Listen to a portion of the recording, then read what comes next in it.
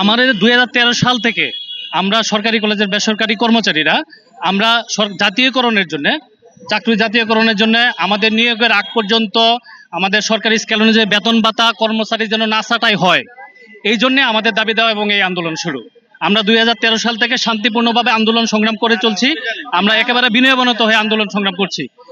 আমরা 2013 সাল থেকে অদ্যাবধি বিভিন্ন শান্তিপূর্ণ কর্মসূচির মাধ্যমে আমাদের দাবি দাবাগুলো সরকার বাহাদুর যখন যে আসেন তাদের কাছে আমরা পেশ করি। আমাদের প্রধান দাবি সরকারি কলেজে বেসরকারি কর্মচারীদের চাকুরির রাজস্ব খাতে স্থানান্তর করতে হবে।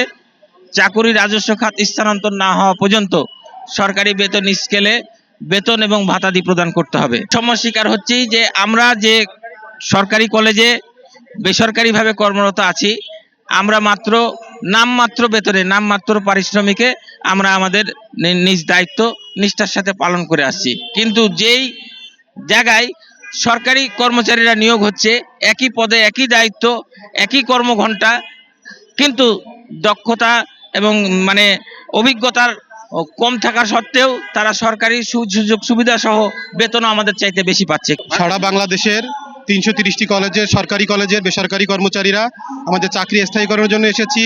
আমরা বিগত 15, 20, 25, 30 বছর যাবৎ সরকারি কলেজে বেসরকারি কর্মচারী হিসেবে কর্মরত আছি। বিগত সরকার বা যত প্রশাসন আসুক না কেন আমাদের কোনো দাবি তারা আমলে নেয়নি, বরঞ্চ আমাদেরকে প্রতিষ্ঠান থেকে বিতাড়িত করার জন্য তারা নতুন করে আউটসোর্সিং নীতিমালা তৈরি করেছে, যার ফলশ্রুতিতে আমরা এখন আর নিরুপায় হয়ে বসে থাকতে পারিনি। আমরা শিক্ষা প্রতিষ্ঠানে চাকরি করি, সভ্যতা শিখেছি, অন্য প্রতিষ্ঠানের কর্মচারীদের মতো আমরা রাস্তায় আন্দোলন করতে এতদিন নামতে পারিনি, কারণ আমরা শিক্ষা প্রতিষ্ঠানে চাকরি করি, শিক্ষা আমাদের মধ্যে আছে। কিন্তু শিক্ষা সংশ্লিষ্ট যত কর্মকর্তা আছে তারা আমাদেরকে মূল্যায়ন করেনি, আমাদেরকে ব্যতি রেখে 2013 সালে নিয়োগ দিয়েছেন, এরপরে আবার 19 সালে নিয়োগ দিয়েছেন, 21 সালে নিয়োগ দিয়েছেন, কিন্তু আমাদের কোনো অধিকার দেননি, আমাদেরকে বাদ দিয়ে তারা বারবার নিয়োগ দিয়েছেন। আমরা বারবার রাস্তায় বসেছি, তারা শুধু আশ্বাস দিয়েছেন কিন্তু আমরা কোনো ফল পাইনি। এখন আমরা আবারও এসেছি, বর্তমান উপদেষ্টা সরকার তারা বিভিন্ন প্রতিষ্ঠানের প্রতি সদয়। কিছুদিন আগে প্রাইমারি অধিদপ্তরে যারা অস্থায়ীভাবে ছিল তাদেরকে সরকারিকরণের একটা প্রজ্ঞাপন জারি হয়েছে। এজন্য আমরাও চাই আমাদের অস্থায়ী চাকরিটাকে সরকারিকরণ করে আমাদের ন্যায্য অধিকার বুঝিয়ে দিক। আমরা সরকারি কলেজে কর্মরত বেসরকারি কর্মচারী, আমরা দীর্ঘদিন যাবৎ বেসরকারিভাবে আছি। আমাদের প্রধান দাবি হচ্ছে চাকরি রাজস্ব খাতে স্থানান্তর। 2 নম্বর দাবি হচ্ছে যতদিন পর্যন্ত সরকারি না হবে ততদিন পর্যন্ত সরকারি বেতন স্কেল আমাদের বেতন দিতে হবে।